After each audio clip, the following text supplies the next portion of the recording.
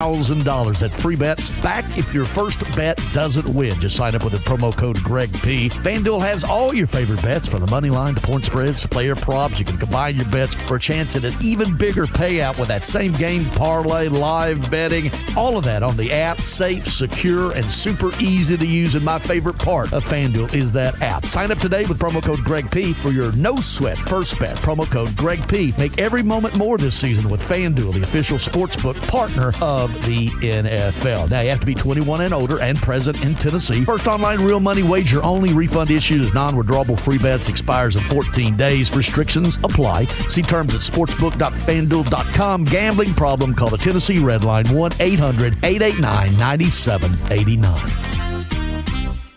Let's put on a show. What kind of a show is it going to be? We fire the jokes at you like an automatic weapon of comedy. Live from the WNSR Strike and Spare Studios, it's the McFarland Show with Darren McFarland and Fox 17's Justin McFarland. Call now on the Cure Hotline at 615-844-5600. Now the McFarland Show with Darren and Justin.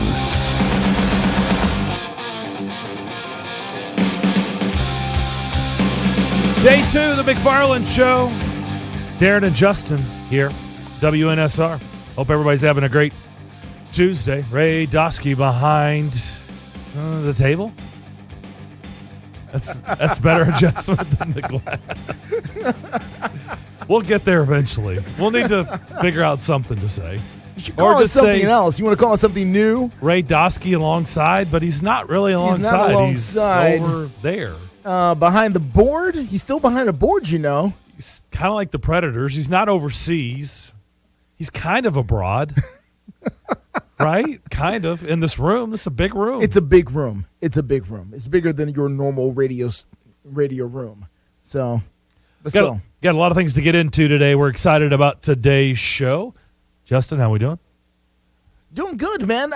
Excited about today. I know we're going to talk a little bit about the Nashville Predators, and I'm excited to do so because I don't know if you guys saw it, but the ovation for Roman Josi. Pretty cool, huh? Over there. Roman!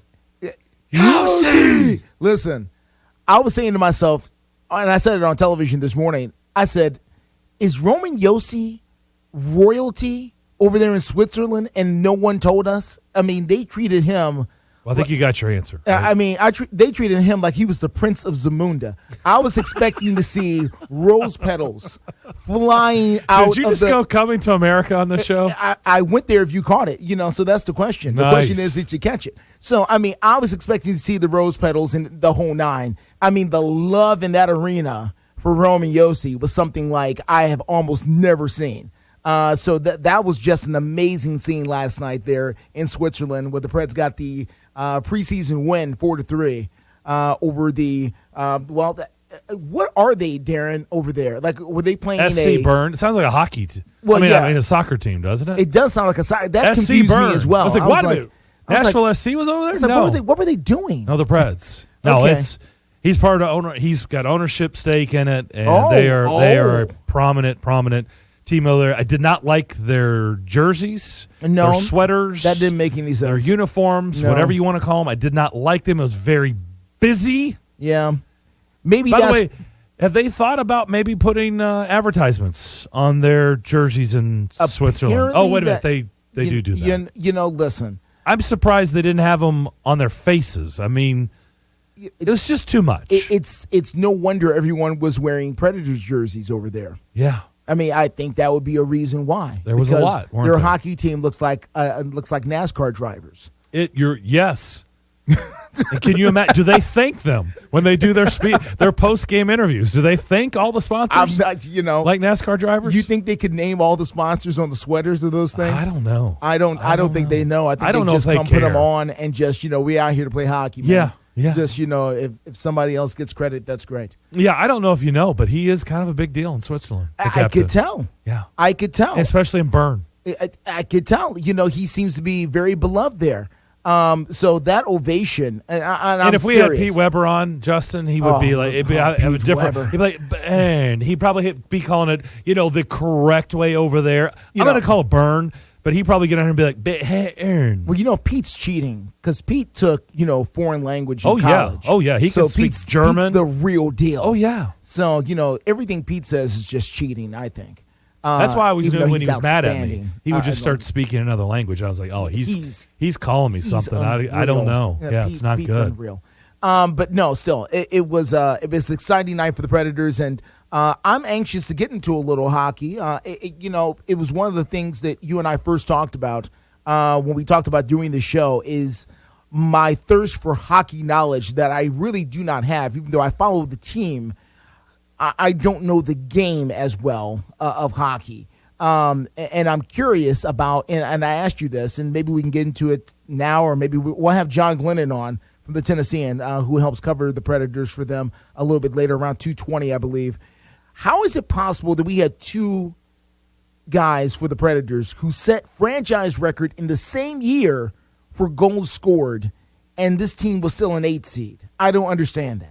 That makes no sense. We're going back to to last season. So we just went from the last preseason game yesterday. I know. And the regular season that begins Friday. Because I'm catching up. Let's reflect because back. I'm in remedial hockey, okay? So you have to go back to last semester with me so I can catch up to the new semester. So when it happens again, I can go, we went over this last semester, and this is what they said.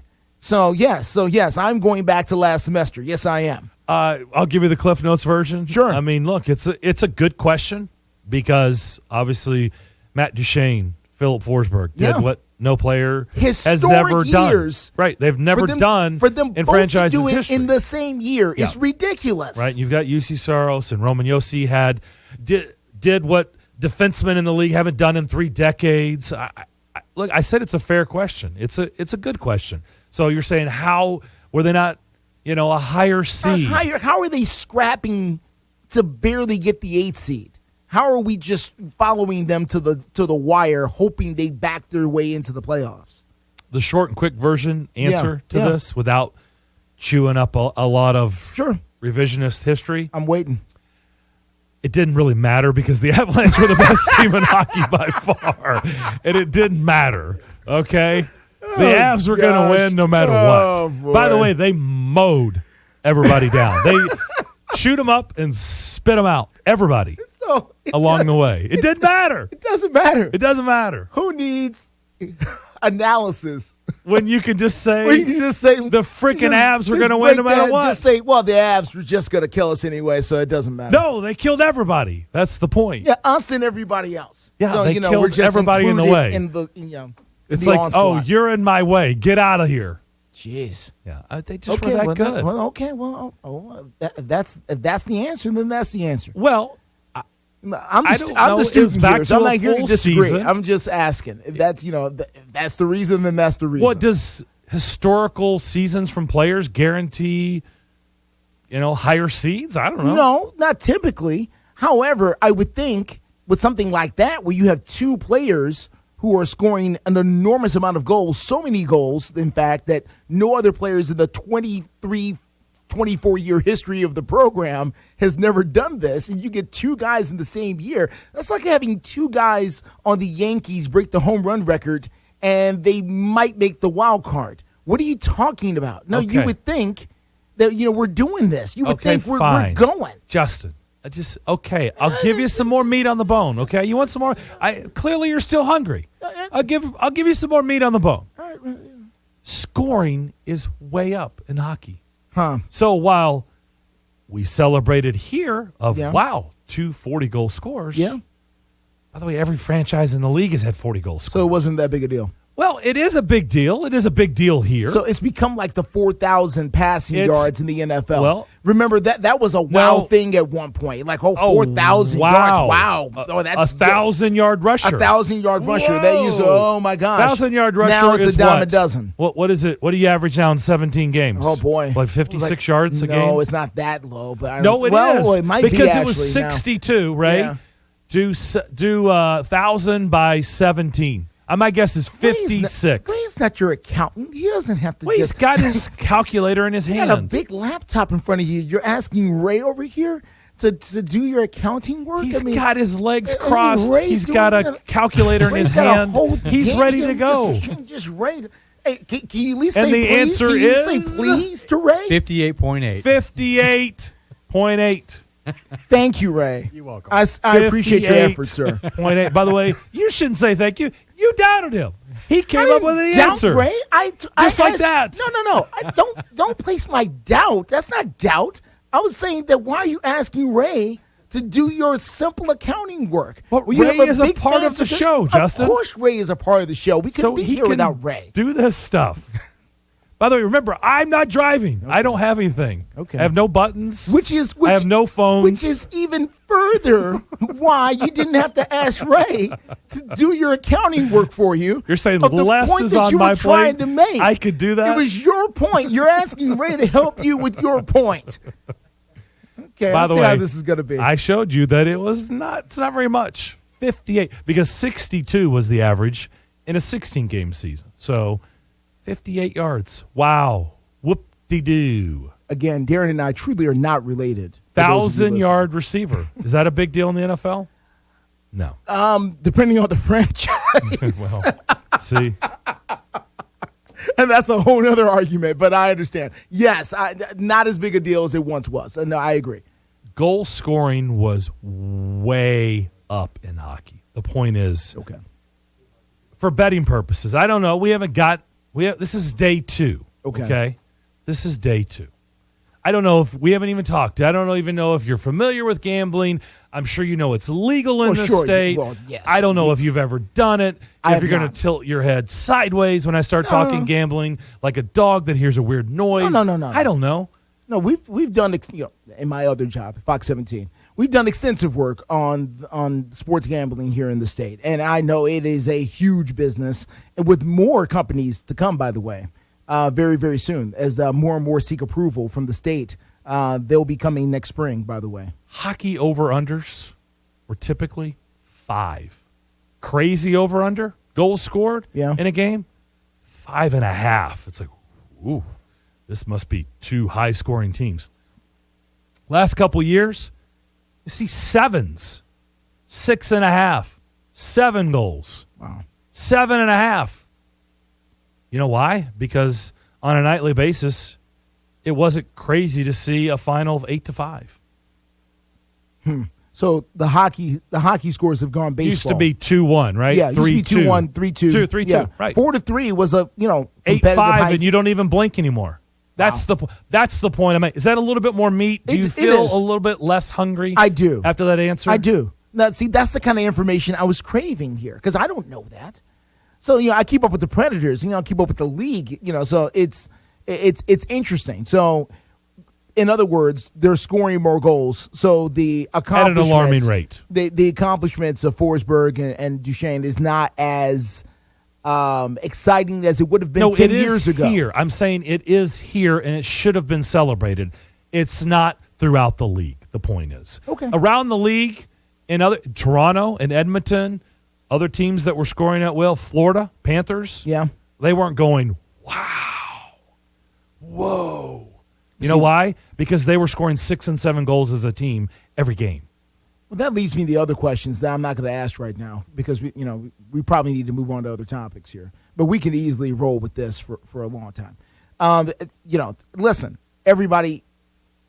It is a situation where the Nashville Predators, when they moved here, we were starting to learn hockey still a little bit. I know a lot of people have learned hockey. Then there were those of us who were just keeping up with some of the more high-profile players and the success of the overall team. And then there are other people who got into it, the actual, game itself to try to understand the ins and outs and all the ebbs and flows of the game, which Darren does. So this is my effort to try and catch up so I can, I too can rise close to your level, Sensei. Of what you're teaching me about this hockey thing. Let's go to the Cure Hotline. By the way, our number is 615-844-5600. We took a ton of phone calls yesterday. And we appreciate you. And we recognize line 1 We because he can be heard weekdays 9 to 11 a.m. on these airwaves, the Greg Pogue and John Burton Show. Greg Pogue is now joining us. Pogue, what's up? Hello, fellows. How are we? Good. Good, sir.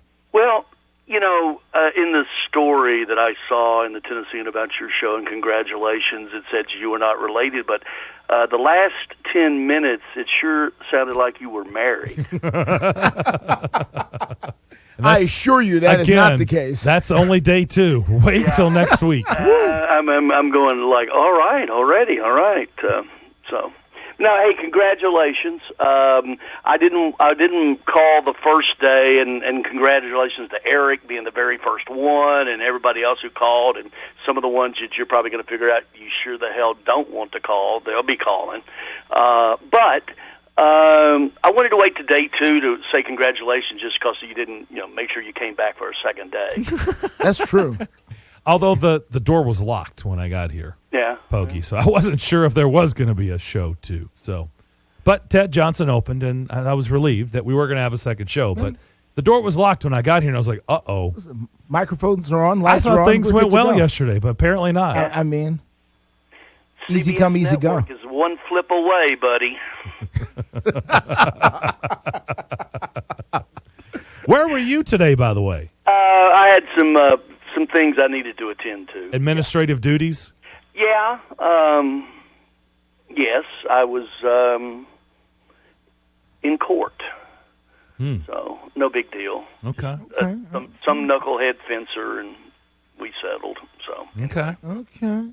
Yeah. Well, all right, here, I'll give you the cliff notes is, we have a fence around the front yard. We want gates so we can get in and out of it, 3 different ones. We don't have any, so if you want to get to my front yard, you got to go through my back door. That wasn't in the contract. Oh, boy. So I wish this would have been televised. But you hear his tone just now? I can't keep up with today's judges on television. But is the it tone Judy? he took. I don't know who does Judy the is still shows out now. there. Who does the shows? There's now? Judge Million on the People's Court. She's I'm still sure she's Fox still around. 17 Yeah, we carry quite a bit. Oh yes, we judge do. shows. Hot bench and all that stuff. Yeah, You all should that have stuff put is there. Poggy's case up there. He would have to fly to California or New York, but sure. Okay. It's a damn fence. You said that. I just want to note your tone. You said that wasn't in the contract. Yeah, no, that's fine. We've got it taken care of. No, this is not the point of the call. The point of the call is to say, congratulations, I waited the second show to be the first caller. So. Well, thank you, Greg. We'll take it. Appreciate you calling. Huh? Appreciate you calling. Yeah, and then, keep on rocking. Hey, you two will do fine. I like what you're doing. Okay. Well, thank you. Thank you for your blessing. Also Greg. an endorsement. Well, my blessing. Hold on, Justin. It was your blessing. No, listen. Don't See, take it the wrong way, hold on, Greg. Time out. That would presume, and people would infer, and I imply, or however that I would need to give my blessings to you two knuckleheads. Okay. Started off so nice, and then it's just starting to get cranky. Really? All right. See you guys. Greg Pogue, everybody. The legendary Greg Pogue. Tomorrow morning, starting at 9 o'clock, the Greg Pogue and John Burton Show. God bless you, John. I wonder how long it took him to come up with that name.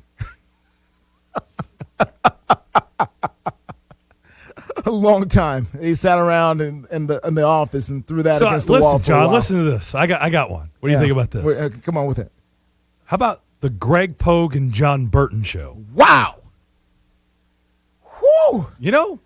Greg, I'm in TV, but that sounds like a winner. Man. Now that I've come over on the radio side, this is how you guys think? Blew me away. Kaboom. Genius level right there. Of course, he could say, the McFarland Show. Wow. Yeah. You guys, and I'm sure they will when it's their turn. We actually did spend some time. We did talk about it. Okay, I'm not sure if we should ever put the names out there for the public. Probably not. But we did talk quite a bit about it. There was some discussion. There were other choices. There were. I think we made the right one. I think so. Considering some of those other things. We know the list. Considering. Yeah. I think we're okay. I think we did the right thing. Looks like Kenny Pickett is going to get a start for the Steelers, according to their head coach, Mike Tomlin. Okay, well, listen, Mike Tomlin has never had a losing season as the head coach of the Pittsburgh Steelers. He's never not had a Hall of Fame quarterback either, which is, something just to consider. They started with Mitchell Trubisky. It has not gone well. Kenny Pickett came in the last game. He threw 3 interceptions, one of which was a Hail Mary at the end of the game. So, for what it's worth. But it did not go as well as I guess they were hoping. They have high standards in Pittsburgh. Kenny Pickett is the hometown favorite. The fans are hungry for him because they want to win, play in that stadium. But, listen, he's going to find out that the NFL is not the Big East or the ACC. And, things are going to be a touch different. As Bill Parcells once told one of his players, those are the Philadelphia Eagles. That's not Michigan State over there, in case you were confused by the color scheme. And I think Kenny Pickett is going to come to that realization as well here. And we'll see if he can rise to the challenge. But, Coach Tomlin means business. He means business about his team. And I'll say this, even though it looks, bad for Pittsburgh for coming up with a winning season this year, absolutely nothing that organization does as far as finding a way to win football games would surprise me at all. Regardless of the talent level, they seem to have always found ways to develop players, move things, make things happen. How quickly can they turn it around? I don't know. But how many times have we doubted Mike Tomlin before? And somehow, magically, look at there. They get back on track. Look at there. Mike Tomlin's 500 again. This year will be real magic. I'm just going to put that out there right now. This year will be a rabbit in the hat. Listen, they this invent year guys will be every year. Whatever they pull out of their sleeves. I'm not a magician. But think about this. They invent guys all the time. I know. We don't know. There's people we have no clue. Next thing you know, who was looking for the I forget his first name right now, but Bell, the running back, who went to the Jets and made Le'Veon Bell. Who was thinking about Le'Veon Bell? No one was thinking about Le'Veon Bell. Le'Veon Bell was not a household name. He was not a high pick in the draft that I remember. He was not a highly touted recruit. Next thing you know, Pittsburgh Steelers, now he's a $30 million running back all of a sudden. And that's just Pittsburgh. And that's their culture and that's their demands. We'll see if they can Again, you've already said it. They had the guy under center. They don't have the guy. There's no denying that. They don't have the guy. There's no denying that. And the NFL is pretty good about showing you if you don't have the guy, you're in trouble. If you have the guy, magically the coach is pretty smart. That's how it works. We'll find out. I mean, I love Matt LaFleur. I got to know him a little bit when he was here with the Titans. Sure. I didn't think he was going to get the Packers job. I thought it was too soon. He has been unbelievable in Green Bay. But life without Aaron Rodgers, I'm not so sure Matt LaFleur will be held in the same regard as he has been the last, 3-4 years now? Ask Coach Belichick. Where they win 13 games a year? Ask Coach Belichick how that's going. Yeah. Without TB12 up there. It's going 1-3 right now. Mm-hmm.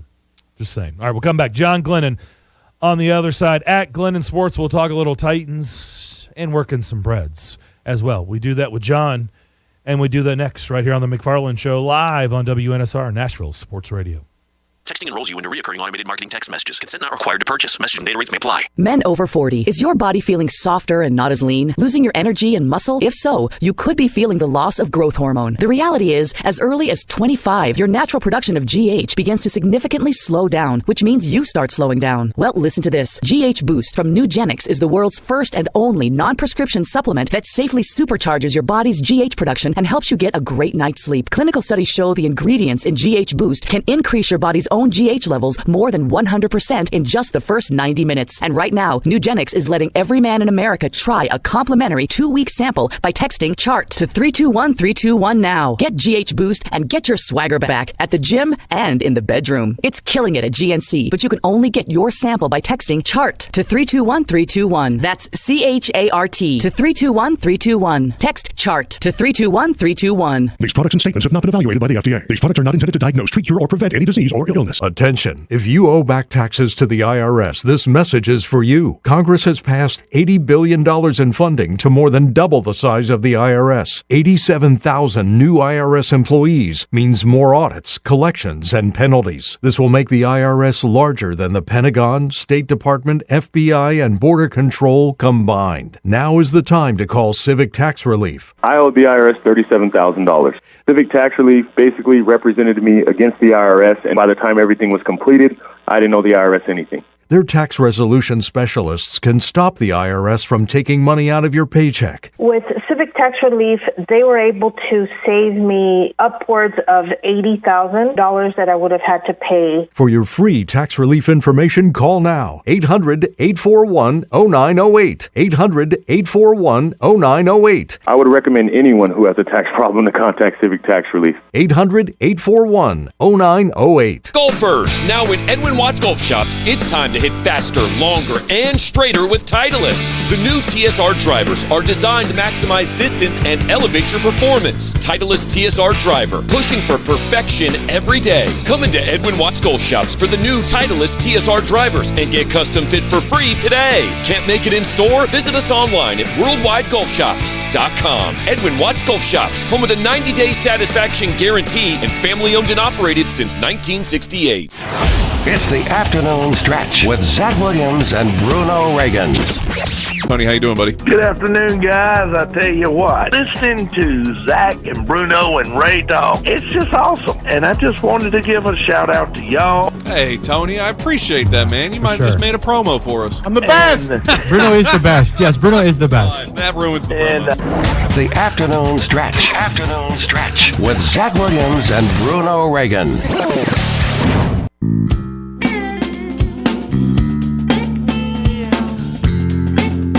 Back here on the McFarland Show, Strike and Spare Family Fun Center studio. It's been fun in here so far. Day 2 of the show. Darren and Justin with you. John Glennon at Glennon Sports on Twitter. He covers the Titans for SI.com, and he covers the Preds for NHL.com. Johnny, how we doing? I'm doing well. Good to hear your voice again, D-Mac. Yes, sir. Good to be back. Good to be back. How are things in your world? I can't complain. You know, we got all kinds of things going on between the Titans and Preds, all kinds of issues, excitement. So it's good for business, right? Good. Well, let's delve. Let's go head first, right in there. Okay. Let's start with the Titans. And you're privy to these press conferences and how Mike Vrabel is. Got a little spunky about the second half woes. They've been outscored 64-7. For whatever reason, they've been very good in the first half, have not been good in the second half. I said yesterday, I actually agree with him. I know it's not the popular side or opinion to be on, but every win is not going to be pretty. Every win is not going to be easy. Every win is not going to be dominant. A win is a win in the NFL, and sometimes you just have to take it and eat it, however it's served to you, and that's exactly what he said. But I'm asking you, what do you think about what Mike Vrabel said, and what do you think about the tale of two halves? Well, you know, I can understand why he went where he went, you know, which was basically to say, shut up, I'm tired of hearing the second half questions. We just beat a good division rival on the road, you know, let's move on. I can understand that, you know, that it's certainly worth you know, celebrating that win for the Titans. It's a tough victory, and they're 2-2. On the other hand, I mean, this is an issue at some point that needs to be fixed. You know, 7 points in the second half of 4 games is a little ridiculous at this point. And you know, I think in the last 2 games we have seen issues on first down in the second half. Very little you know, production on the first downs, and all of a sudden you're looking at third and longs. That's where, you know, Ryan Tannehill threw his interception. That's where the Titans conked out against the Colts. You know, those are some of the issues, I think. But whatever it is, you can't, you know, in 3 of these 4 games for the Titans, you throw the Buffalo game out. That was a blowout. That was kind of a wash. But in 3 of these 4 games, it's basically come down to a play or 2, and you're making that margin very, very, very small. You know, in the opener against the Giants, they didn't get it done. They didn't stop that 2-point conversion. You know, against the Raiders, they do stop a 2-point conversion, and against the Colts, they come up with a big stop or 2 on those last few Colts drives. But there's no reason it has to come down to just a play or 2 in the second half when you're ahead by a healthy margin in the first half. It's a beautiful day outside, but let me be the Baby Ruth in the pool, okay?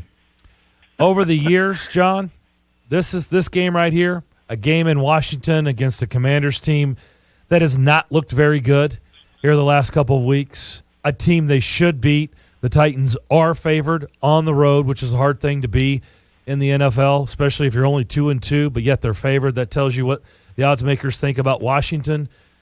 The reason I'm asking the question, and you're probably snickering, going, you probably know where I'm going.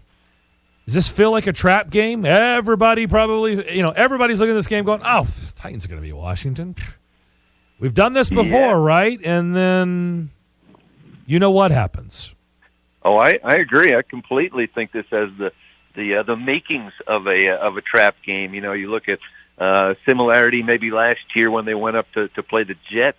It was a similar type situation, and they seemed like they had gotten things together. They were moving in the right direction. So you're, all right, the Jets are certainly not going to be a problem. Well, it turned out the Jets were a problem. And, you look at the Commanders here, and there are so many reasons to doubt the Commanders. I mean, 3 losses in a row. They've scored a total of 18 points in their last 2 games. Carson Wentz has never beaten the Titans. He's 0-3. And then he's the owner of a rare double lead in the NFL this year. Leads the league in both interceptions thrown, 5, and number of times sacked, 17. It's a kind of a dubious double dip for Carson. Yeah, but I think what you have to do if you're the Titans, you have to remember that in 3 of these 4 games that they've played so far, no matter who the opponents have been, that margin of error, as we talked about, is so small. Every game except for the Buffalo game has gone right down to the wire. So you have to keep that in mind. Why would it be any different, in Washington this week? And another factor I think you have to consider, too, is that this Titans defense, one of its shortcomings has been giving up too many big plays, 20, 30 yards. We saw a bunch against the Colts as well. Well, who was lurking on the Commanders but a guy named Terry McLaurin, excellent wide receiver who's averaging 18 yards a catch this year for the Commanders. So he's the kind of guy that, 1 or 2 plays could really impact the outcome of a game. So a couple of reasons to keep dialed in if you're the Titans on Sunday. Those Carson Wentz numbers, those kind of numbers will have your head coach cussing a lot, like we just heard from the coach from Ron Rivera up there in Washington. John, I wanted to ask you about the depth of this football team and how much the drafts of the past few seasons are starting to show up for this football team in a number of ways. We've got, first-round picks playing special teams. We've got, another first-round pick who's no longer on the team. As a matter of fact, we've got an entire 2020 draft who is either not in the NFL barely. I think there's like one guy left in that entire draft class that's even in the NFL currently. Is that starting to show itself in this depth? And could that be a reason why these first half leads are not holding as much because they just don't have the gas in the tank? Yeah, I think it certainly could be a contributing factor. There's no doubt about that. I think the obvious 2 positions we look at, as you referenced there, the offensive line, certainly the Titans had to think that Dylan Radins is a starting offensive tackle at this point here in his second season. Unfortunately for the Titans, not only is he not a starting offensive tackle, he's not even the swing tackle anymore. He wasn't even in, the third tackle when Taylor Lewan went down. He didn't move into the starting lineup at that point. He's a guard, right now.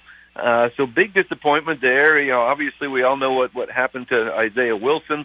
And then, at the corner spot where the Titans have had a lot of injuries, what would be a perfect solution is, hey, wouldn't it be nice if we had a first-round draft pick who stepped right in there and was performing as expected and performing well? And Caleb Farley, week 2, couldn't get off the bench in the second half, played 1 snap in week 3. And, when you look at what he did in week 4, in some ways you say, okay, he took a small step forward because he was out there at least for 27 snaps. The problem, of course, is that during one of those snaps, he gave up a 44-yard completion. So, yeah, some of those, picks are really starting to hurt. In defense of John Robinson, I will say this. You always have to judge by the big picture. And let's face it, the Titans, have 6 straight winning seasons. I think 4 straight in the playoffs. Number 1 seed last year. So 20 games over 500 with John Robinson. Yeah. So in the big picture, you still say, hey, John Robinson's doing the right things, certainly, but you have to wonder when some of these drafts are going to start cutting away at some of that foundation the Titans have laid, and some of these first-round and second-round picks have just not been doing it lately. By the way, is Isaiah Wilson still on the Giants practice squad? Is he still with the organization, or is he out of football? No, he is. We don't know where Isaiah is at this point, which was kind of what the story was when he was with the Titans, for that matter. Wow. Yeah, back to focusing on music, maybe. Maybe. Is that what he was focused on? So he's that was certainly an interest. He likes his boats. Maybe he's living on a boat and traveling around the world, that kind of thing. We can only hope the best for Isaiah Wilson. Oh boy. Switching gears to the Predators very quickly here, John, and Darren has been giving me some education as far as the way hockey has been going as of late, with the amount of goals scored continuing to rise, and the fact that we had 2 guys on the Predators who set franchise records last year, yet the team ended up in the 8th seed. It really isn't all that surprising because of the amount of goals that are now being scored in today's NHL. With that in mind, John, what are the expectations for this team going into the brand new year here? What do they think that they are as they look into the mirror there? I think they believe themselves to be a better team, and honestly, I certainly agree with it. I think expectations should be higher this year. I'm not saying are they ready to contend for to make a deep run in the playoffs. I don't know about that, but I think they made some excellent additions here in the off season. When you look at the defenseman, Ryan McDonough, they added in trade from Tampa. He forms a shutdown pair now with Matthias Ekholm. He has all kinds of experience, leadership. I think that's something, that's going to prove very valuable. And they add in the free agency department, Nino Niederreiter, a good forward, aggressive forechecking, I think 5 or 6 seasons with 20 goals or more. So I think he's going to be a really good addition to the top 6. I think they still got some question marks. Is Philip Tomasino, is he ready to kind of take the next step? And he's a former first-round pick.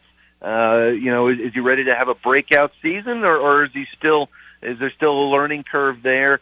And I think there's still some questions maybe on the fourth line too, exactly who's going to be there. But I kind of like what this team did during the off season, and I have higher expectations for this team than last year, certainly. Okay, leave us with this. I'm going to put you on the spot. They've got to whittle this roster down. They were able to take extra players over to Switzerland and now Prague, where they are currently, and they will start their season in Prague Friday and Saturday to kick off their season against the Sharks. And yes, those games will count. Give us a surprise roster move, and take that however you want. But give us a surprise roster move, or just something that will wow us, that you think that'll happen in the next 5, 6, within a week or less.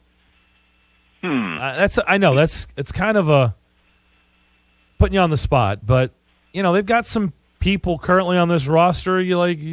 How do you feel? You think Cody Glass is going to make opening night roster? Do you believe? I don't know. Take it however you want. Mm-hmm. Who do you think is going to play alongside Niederreiter and Johansson? That seemed to be 2 that they really like together. Who would be the third? I don't know. Like I said, it's wide open. Yeah, it is, and some of the guys that are making it interesting. One that immediately strikes me. Is this Kiefer Sherwood? Yeah, where did he come from? Like Sherwood, I mean, it's like, does he really have a chance of playing Friday night or right? Yeah, it's Friday afternoon crazy. here.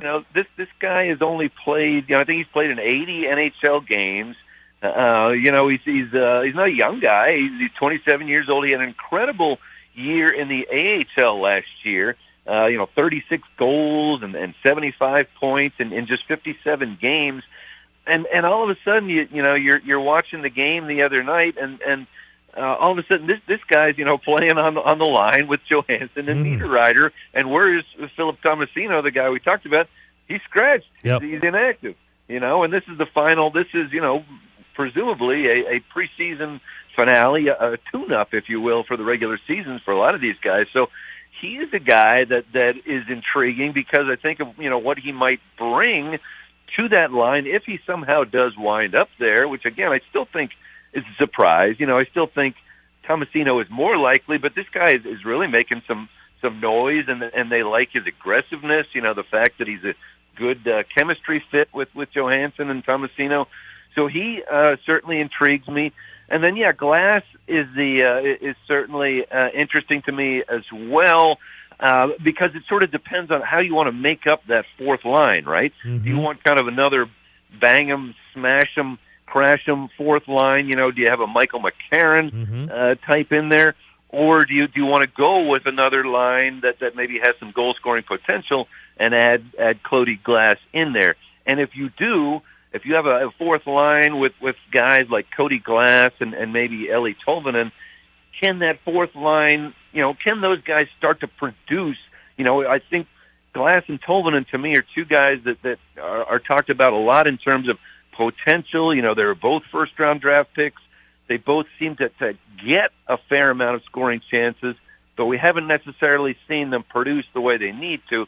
So that's another, I don't know if that counts as a surprise or not, but more of a question mark, how you want to assemble that final line and whether those guys can sort of start living up to the expectations that they have. Lycan in the backup, he's nailed that down in your opinion? I believe so. What say you as we wrap this up, and who do you think is the odd man out when it comes to the goalie? They've got a situation, Skarov's going to be in Milwaukee.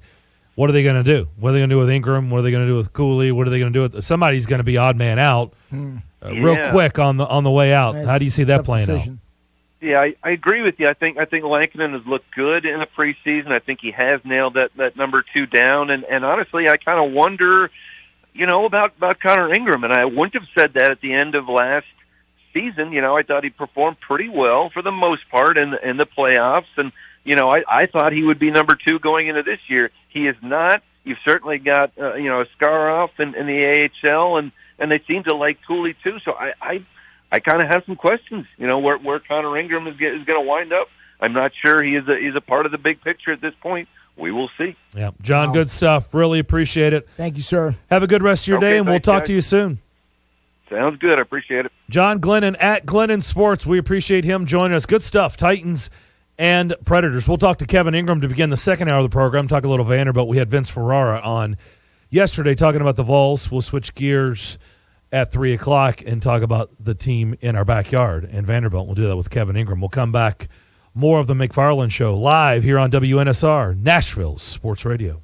Nashville's first curling venue is here at T-Line Nashville. Come check out T-Line Nashville and experience the world's fastest growing winter sport today. Curling is a fun and simple sport that's a perfect outing for friends, corporate events, families, or parties. T-Line also has classic bowling and modern bowling mini games. With over 20 HD TVs, you can come watch your favorite teams and some of the best food and drinks here in Nashville in the large bar and grill area. They also have an outdoor area with a fire pit, and you can't forget the live music. T-Line Nashville is a one-stop shop for a great night out. Located at 106 Duluth Avenue and online at tlinenash.com. You can book your party now or give them a call at 615-439-1024. That's 615-439-1024. And make sure you give them a follow on Instagram and Facebook at T-Line Nash for all the news, events, and updates. T-Line Nashville. Nashville's first curling venue is here.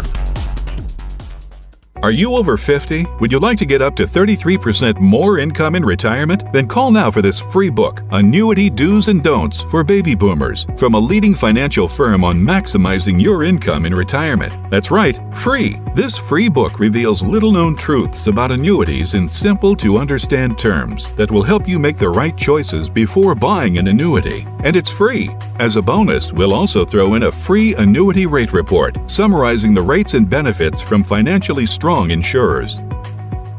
Call 800-715-9880. That's right, Annuity Do's and Don'ts for Baby Boomers and Annuity Rate Report, both absolutely free for calling today. Call 800-715-9880. That's 800-715-9880.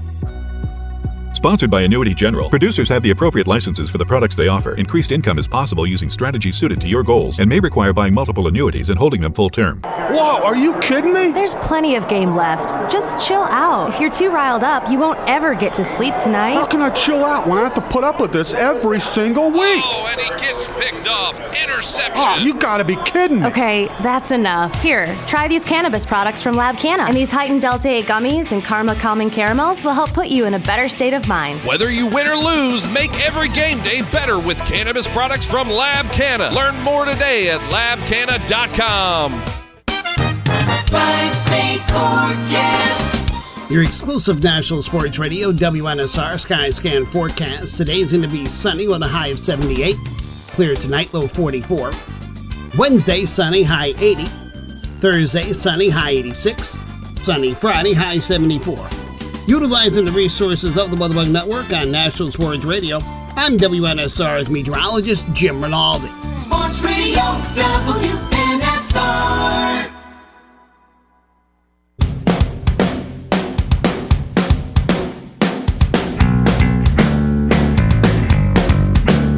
Back here on the McFarland Show here on this Tuesday. Hope everybody's having a great day. Darren and Justin here with you, Ray Dosky, over there. Over yonder. We're here at the Strike and Spare Family Fun Center studio. Cure hotline number is 615-844-5600. That's how you can get in touch with us. Greg Pogue has already called in. Maybe John Burton will call in here shortly. I don't know. The other half of that show, they're on from 9 to 11 a.m. here, weekdays on these airwaves. Absolutely. Good stuff there from John Glennon. Last night, I tried to get into the 49ers-Rams game. Honestly, I thought it was boring. Didn't quite make it, huh? I mean, I did. It's just I thought it was kind of boring. It wasn't the best showing by the Rams, I think, and that ended up being sort of a dominated game by the 49ers, who has the tendency to do that. And, you know, it's crazy that when I was on the show that follows us here, the afternoon stretch, they were talking about how much the Rams were going to dominate that game and how done Jimmy G was. Right here in these same studios, in these same chairs, talking to these same microphones. And I thought about that last night as I watched the onslaught of the 49ers just kind of take over that game.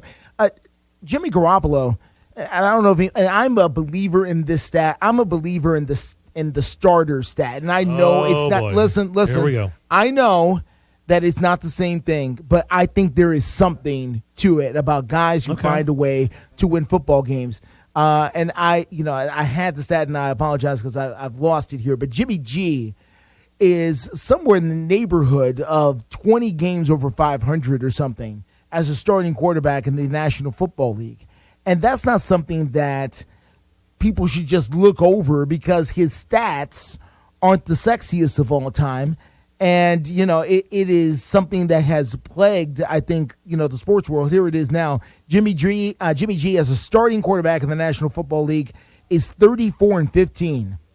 34-15 over 9 seasons with 2 different franchises. Most of that, obviously, with the 49ers.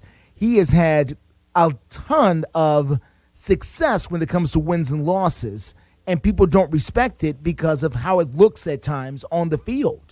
And I think Ryan Tannehill suffers from a lot of the same things because when you look at his record, it is somewhat similar in that stretch. And I think these guys are kind of stuck in the tweener where, you know, people want to believe because they keep finding ways to be on the winning sides of ball games, but they are not always the reason why their team wins, which is why they don't get the credit. Vince Young had a great stat, had a great 31 and 17. Great number as a starter. Yeah. Tim Tebow had a great number as a starter. And as you mentioned, Tannehill and Garoppolo, great numbers as starters, but yet nobody really believes they're great. Remember, Joe Flacco also went, a long time, like he didn't lose a postseason, like he never lost in postseason. He was fantastic in postseason. So it shouldn't be shocking, though, when these guys show up and win football games. I guess is all I'm saying. Like, these guys aren't trash just because they don't meet your fantasy numbers. Right, but why do you think San Francisco was so quick to move up and draft Trey Lance? So quick to ostracize Jimmy Garoppolo in the offseason and treat him like a leper and put him over in the corner and say, hey, don't get around us? I think they were trying to look for something more dynamic at the quarterback position, which who can blame them for that? But at the same time, if it isn't broke, why are we trying to fix it? And it looks like the 49ers were trying to fix. I mean, and listen, the 49ers haven't won the big one. They didn't win the Super Bowl. And can the argument be made that Jimmy G is the reason why they were not able to get over the hump in some of those really big games, the NFC Championship games and the Super Bowl? And I guess that argument can be made.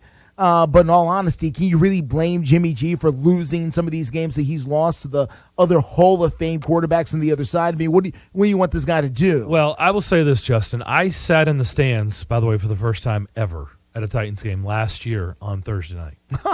49ers Titans. Yeah. And I went to every Titans home game for 17 seasons. Of course, you know where I typically would sit in the press box. 8 seasons myself. Yeah. I took my son and went with the father-in-law. I had 3 tickets. We sat in the stands. We had great seats, club level. It was an awesome night. I'd never experienced a Titans game in the stands, always in the press box. And I can tell you, that's a whole segment by itself. But go ahead. I agree. By the way, there were a ton of 49ers fans in the stands that night. I could tell you, in my opinion, Jimmy Garoppolo is the reason they lost that game. He was awful. They were in control. Ryan Tannehill and the Titans offense was awful. By the way, listen to this. Listen to what I'm about to say. They were awful in the first half and fantastic in the second half. And they won the game. Sort of Jimmy Garoppolo was awful in that game. He's the reason they lost the game. Is that the case for all of the games, though? Is Ryan Tannehill the reason why the Titans lost, every game that he's been a part of? Is he a reason why they win more than a reason why they lose? No, I would say no, he's not. He's not the reason they win. I just don't think so. Yeah, the reason they win is typically Derrick Henry or the defense does something. It's just, how many times? Debo Sanders, is the reason, or Debo Sanders, Lord. Debo Samuels is the reason why the 49ers win, or whatever. Yeah, that was a 5-yard pass last night. Or whatever play they make. And, listen, certain guys find a way to put, and you talked about Vince and the carry thing, and I know the stats don't look right, but the team went from 0-6 with Kerry Collins to 8-8 with Vince Young, and I know there's a lot of different things to go into that. I'm not saying it's all Vince, and Vince was made of magic dust. I'm just saying there has to be more to it than, well, this guy stinks, and this guy is, we'd be better off if we got rid of this guy, which oftentimes the numbers don't show that. They end up being worse in a lot of different ways. While you're looking for better, you end up doing worse. Which, I think we all do that in life from time to time, whether it's relationships or cars or jobs or whatever it is. We always think we can do better. And 9 times out of 10, if you don't weigh it out, you can end up doing a lot worse before you do better when it comes to some of these starting quarterbacks when you have records like this. Back to wrap up the first hour next here on the McFarland Show, live on WNSR, Nashville Sports Radio. Located at 5410 Murfreesboro Road in the heart of Laverne, City Slickers is one-stop shopping for all your liquor, beer, and wine needs and has been a multiple winner annually in the Best of Rutherford County voting for Best Liquor Store and Top Wine Shop. Featuring the lowest prices, the best customer service with unsurpassed knowledge, City Slickers offers the largest craft beer selection in Rutherford and southeastern Davidson counties and has beer on tap at its Growler filling station. selection. City Slickers also sells mixers, sodas, snacks, tobacco products, and the Tennessee Lottery, and can place special orders and assist with all your events and even wedding planning. Make sure you follow City Slickers on all their social media or just give them a call at 615-280-7469. That's 615-280-7469. Located in the heart of Laverne, City Slickers. Hey guys, it's Zach. Football season is underway, so now is the perfect time to download FanDuel, America's #1 sportsbook. Because right now, new customers can get a no-sweat first bet up to $1,000. That's free bets back if your first bet doesn't win. Just sign up with the promo code TAS. You can always do one of my favorites, the same-game parlays. Makes a lot of money real quick. Or take a look at the live betting options. You'll get live updates on games that have already started. That's something I really enjoy. I think it's done best with FanDuel, all on an app that's safe, secure, and super easy to use. So sign up today with promo code TAS for your no-sweat first bet. That promo code again is TAS. Make every moment more this season with FanDuel, official sportsbook partner of the NFL. 21 and up and present in Tennessee. First online real money wager only. Refund issued with non-withdrawable free bets that expires in 14 days. Restrictions apply. See terms at sportsbook.fanduel.com. Gambling problem? Call TN Redline 1-800-889-9789.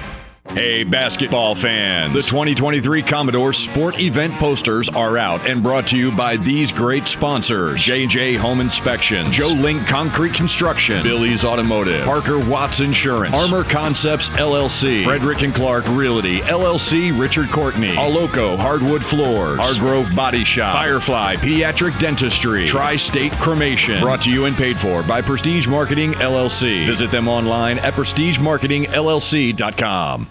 It's a Bill King Show. Pac-12 football is a joke.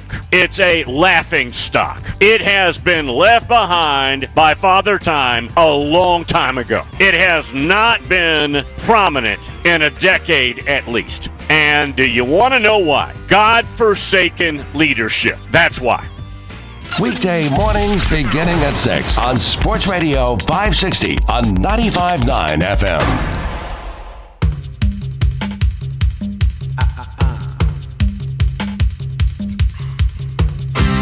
Johnny on Twitter says, yeah, I'm still bitter about it. I'd argue Tannehill was the reason Titans lost to Cincinnati. First and last throw of the game were picks. It's hard to argue against that. Johnny listening in Vancouver. Yeah. Hey, Johnny, thanks for tuning in. Back here on the McFarland Show, Darren and Justin here. Ray Dosky over yonder in the room. How far is yonder exactly? Not sure. We're finding out now. That's how far we are to It's Ray. up That's to interpretation. Yonder. So whoever's listening, it's up to you to determine where's over yonder. That there is over yonder. I mean, Ryan Tannehill, going back to this discussion, what he did before the first half, it just can't be done. Like, if Kenny Pickett does that, okay, on Sunday. He's a rookie quarterback. Ryan Tannehill can't make that mistake. It's mind-blowing to me. He cost them 3 points. And it may have cost them the game. It didn't, but it could have. It could have. Like, you can't do that as a veteran quarterback. He knows better than that. And he does. And he'd be the first to admit it. And I think he has it, he has fessed up to it, I believe, at some point here in front of a microphone why does he do somewhere. it? Well, because he's a flawed quarterback. And, and let's be honest, he spent the last decade learning to be a quarterback. He really wasn't a quarterback to begin with. But that's beyond at this point. At this point, that none of that really matters. We're way down the bend from that. He knows how to be an NFL quarterback. But with Ryan Tannehill, just like Jimmy G, and a lot of these guys who have winning records, even Tim Tebow and Vince Young and the like, you have to take the good with the bad with them and just know that these guys are not superstars in that they're going to go out here and single-handedly win you football games. If we were waiting for Ryan Tannehill or Jimmy G to come out here and go bonkers with a stat line like, 28 for 35 for 349 yards and 4 touchdowns and no picks, that's just not who they are. And there are times in which I know we need that, or every team needs that from their quarterback, and we're not going to get it from them. Because that's not who they are. That's not who they've been asked to do. And when they are asked to do those kinds of things, it typically doesn't go well. But if you need them to try their best to keep certain things under wraps, a little safer, it forces an offensive coordinator not to push the gas so hard, and at times that can be a good thing because you end up winning close ball games the way the Titans and 49ers, who play a similar style, if you think about it, have been able to do over the last number of years. It's got to be a sinking feeling as a coach to know in college or the pros, if you don't have that dude, you're limited. It's probably not going to go well overall. You're limited. You think it's a coincidence Sean Payton got out when he did? You think if Drew Brees was still in his prime, he'd be out there doing television right now? No. The answer is no. But these coaches are smart. They know. If you don't have that dude, I don't care how smart you are, it's just going to be hard. By the way, we think that Rams coach is pretty darn smart. Couldn't do it with Jared Goff. They got Matthew Stafford, and they won the Super Bowl. Yeah. Now, I don't know if Matthew Stafford is elite, but he's a lot more elite than Jared Goff. He didn't cost them the Super Bowl last year. You can say that much about him. Now, did he win the thing? He certainly didn't cost them the game. And sometimes that means more than anything else. Even if you don't win it, just don't lose it, please. Switch gears, talk a little Vanderbilt with Kevin Ingram next.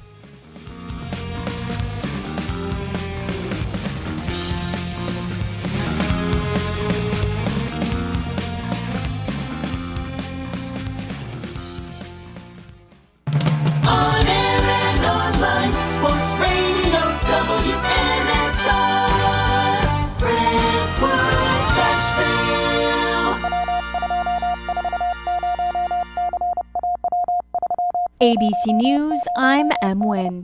At least 100 deaths are now blamed on Hurricane Ian. Most are in the Fort Myers area. ABC's Victor Okendo is there. We heard from the county manager here. He called the area dangerous. He said that the electrical infrastructure has been destroyed, and for homeowners, it could take 30 days before they're able to return home. President Biden will visit Florida tomorrow. The president spoke to Japan's prime minister a day after North Korea launched its longest ever weapons test, firing a nuclear-capable ballistic missile over Japan. Warnings were issued to Japanese citizens in the north and on islands near Tokyo to seek shelter. Steve Bannon will stand trial in New York in November of 2023. The longtime ally of former President Donald Trump is charged with defrauding donors to his We Build the Wall campaign. Billionaire Elon Musk says he'll proceed with his plan to buy Twitter for $54.20 a share. This is ABC News. I'm Dr. Stork. Why give your family just ordinary eggs when they can enjoy the best? Eggland's Best. The only eggs with more fresh and delicious taste, plus superior nutrition compared to ordinary eggs. With 6 times more vitamin D, 10 times more vitamin E, 25% less saturated fat, and 38% more lutein. Because the way we care is anything but ordinary. Only Eggland's Best.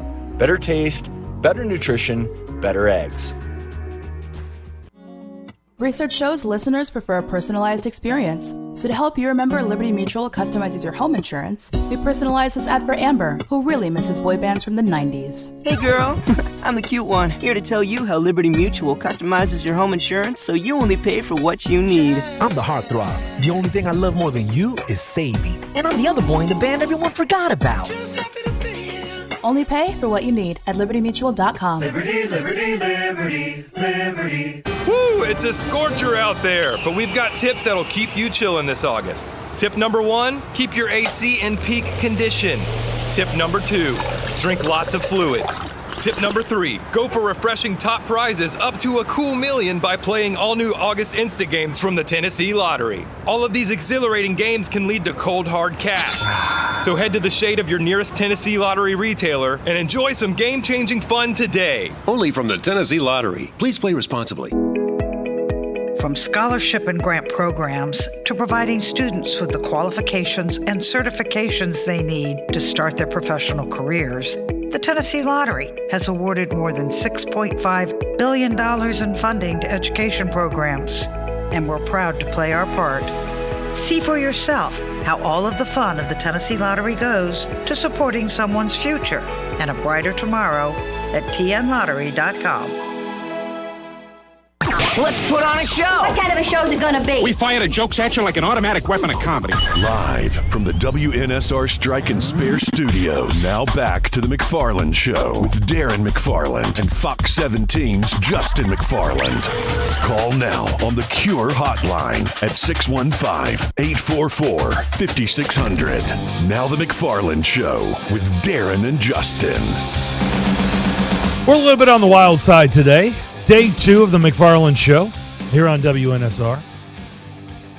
Nashville Sports Radio. Darren and Justin here with you. Hope everybody's having Tuesday afternoon. Beautiful Tuesday afternoon, Man, too. it's great. Just enjoy it out here while you still have a chance. Don't you love the fall? I mean, it's going. We do need some rain. It has not rained now. I think, what are we at, 18? Day 18 without any rain? Not good. Not good. And, looking at the long-term forecast, could be another week or so before we get any measurable rain.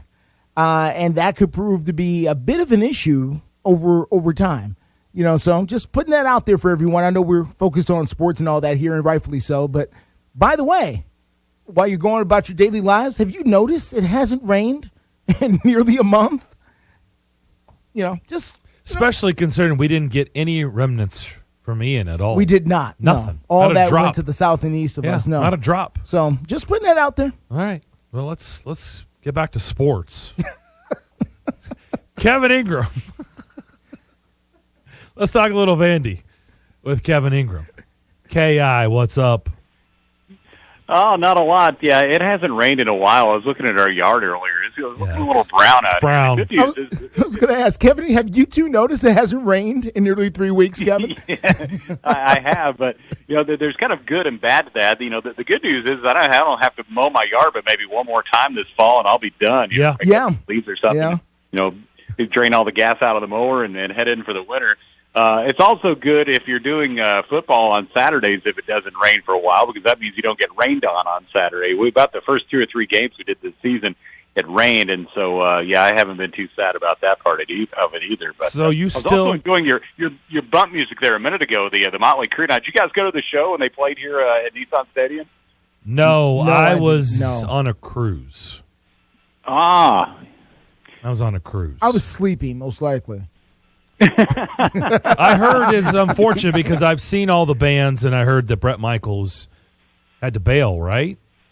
He did, yeah. Poison had to cancel. I hate think that. Bret Michaels I think he had COVID or something like that. But yeah, Def Leppard and Joan Jett and Motley Crue played at Nissan Stadium back here in the summer. And at one point, Vince Neil mentioned how he lives out in Leapers Fork. This is basically a home game for him. And I think I remember that Mick Mars, the guitar player, actually has a place out in Williamson County too. I was like, man, this is a long way from like living in some place above the Whiskey a Go-Go out on the Sunset Strip. You're not doing time on the wild side if half your band lives out in Williamson County these days. Yeah, no doubt. Well, Vince is obviously heavily involved in the Music City Grand Prix, the open wheel race downtown. So they've done that for a couple years. In fact, I think he did a show, I think Friday night of that weekend. So yeah, it's crazy to think that they're all basically living in our backyard now. In fact, I was thinking about you, Kevin, not to bring this down, but I did post a picture yesterday about our show debut, and it was a picture from 1998 in the Tennessee Oilers media guide. And yes, while I looked like I was incarcerated, my hair was very dark in 1998, but just above me was Mark Howard, and I did think about you, and yeah, that was tough. Yeah, I appreciate that. Everybody looked a whole lot younger back then. Yeah, I liked how you sort of cropped out the serial number from the mugshot there, and you did a good job with that. But yeah, the blurred number. Yeah.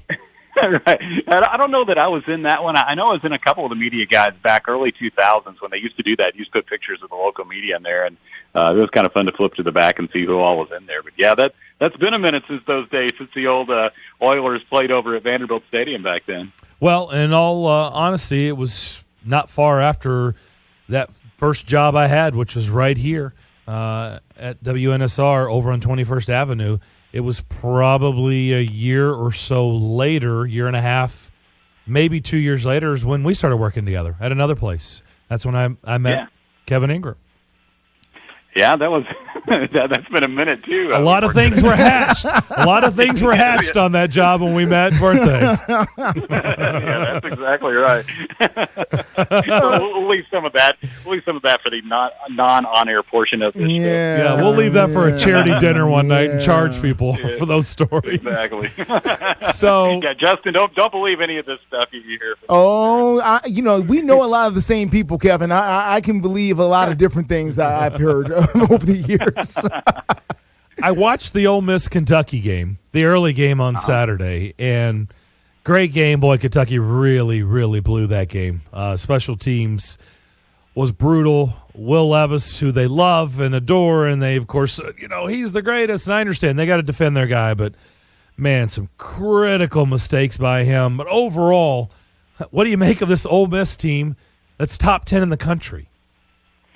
Yeah, I think Ole Miss is a really good team, but I also agree with you in that I think they were very, very fortunate to win that game on Saturday. Kentucky had those two critical turnovers at the end, and you think about that play where they called the penalty on Kentucky. That would have been a touchdown. Oh, yeah. And Kentucky would have gone to the front right there, but instead they call it back, and on the next play, Levis fumbles, and that's the end of the game. So, but overall, Ole Miss is a really good team, and their defense was opportunistic. I mean, they made those turnovers happen, and they really run the football well. It's almost like, and I think even the commentators on that game were talking about it, it's almost like counter to what you expect out of those two teams, where Kentucky was more the pass-heavy offense.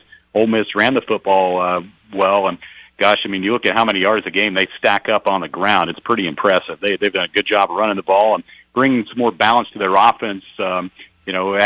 After losing one of the best quarterbacks in probably the history of their program, they've reloaded and looking just fine so far. Did they pay you to go to Hawaii and work? They did twice. Wow, that's outstanding. Man, you're living right. Man. You're living right, K.I. Yeah. I'll tell you. Life is good. Here's the story. Like the first 50 years of my life, I made 0 trips to Hawaii. And then since last December, I've been out there twice. I went for basketball back around Christmas time. We played in the Diamond Head Classic out there. And then for football, it was a much shorter trip for football. I took the family. We stayed the whole week at Christmas time. That was awesome. Football was a shorter trip. Went out on Thursday. We did the game, then came back after the game on Saturday. But it's a fantastic place. If anybody hasn't been to Hawaii, they need to put that on the list, because it takes a minute to get there, and it's a long day of travel to get there and to get back. But it's spectacular when you're there. It's without a doubt the most beautiful place I've been. Okay, I'm going to hit on a couple teams before I flip this to Justin on teams you've seen and up close and personal, just to get your opinion. So Wake was here. Wake blew the game against Clemson. They should have beat Clemson. They bounced back. They went to Tallahassee, beat Florida State this past weekend. You saw Wake here up close and personal.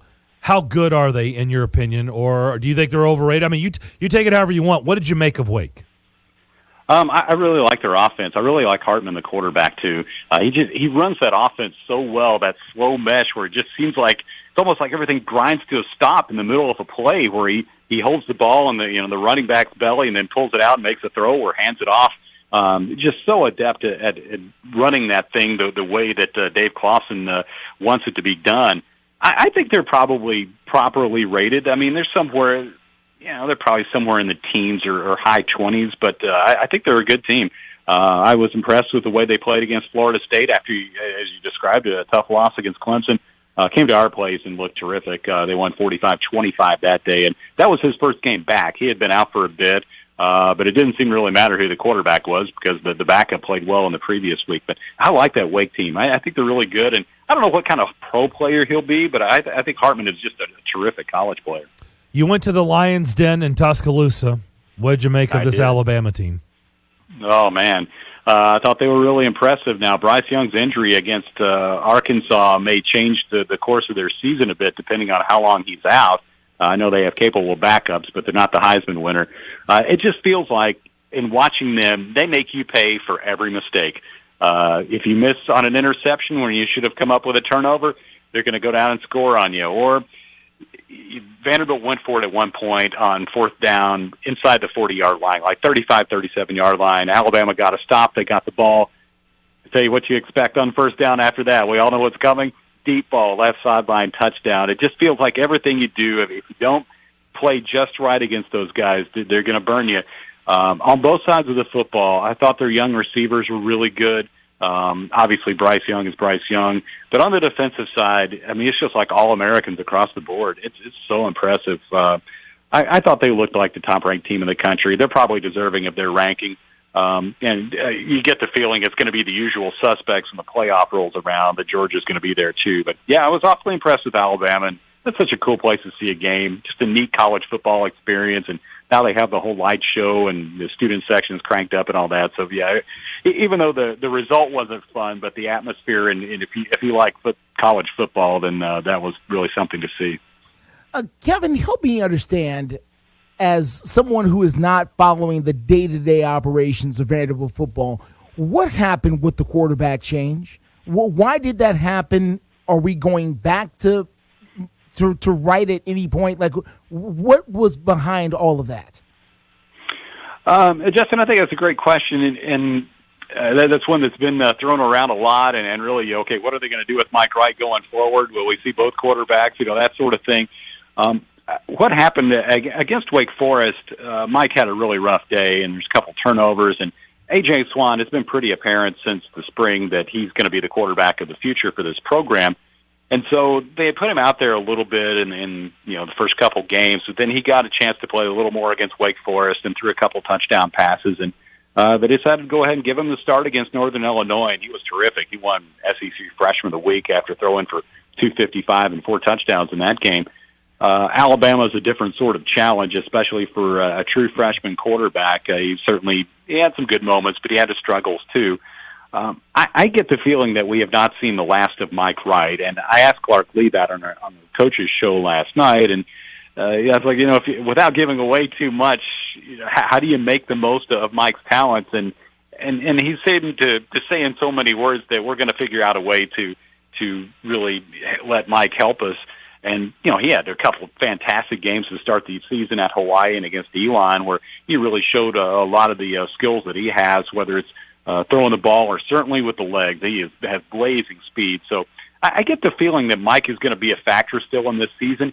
And even if he's not on the field, he's such a leader and a presence on this team that his personality is going to serve Vanderbilt well, regardless of what his role might be. Can we talk about the Clark Lee experience here? Obviously, a very different personality than Derek Mason, who was here before. We're now into our second year here with him. He's talking about things at SEC Media Day that gets buzz.